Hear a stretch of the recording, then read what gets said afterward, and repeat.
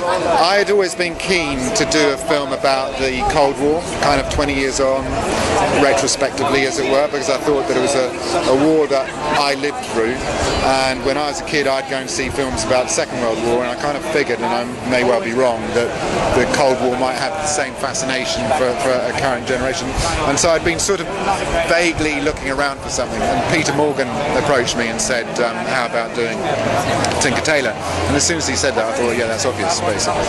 And so we trundled off to see Le Carré, and Le Carré, to my surprise actually, was quite up for it and happy to see a new film version of this book, which he had gigantic success with 35 years ago, and a massive TV series turned into a film. So yeah. Well, was it a huge journey from that to actually getting? Yes, it was a big long journey, because the thing is that we then had various scripts done, but the film didn't really start to take form until about 2 years ago, when Thomas came on board as I was remembering today, it was about exactly 2 years ago. Excuse me. And so then we went.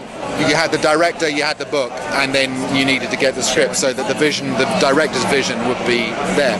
Now, what he then did with the writers is he said, okay, let's just trust the book.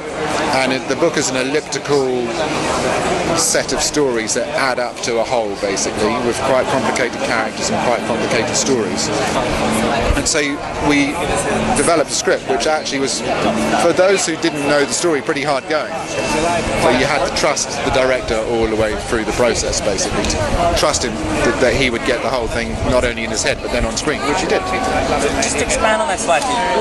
Why Tinker Tailor first, as opposed to the earlier? Well, but introduced George Smiley, because really Tinker Tailor is the first book where it is George's complete book. And also, I think the thing about Tinker Tailor, of all of Le Carré's books, is the most personal, and it's got the best characters in it, basically, and the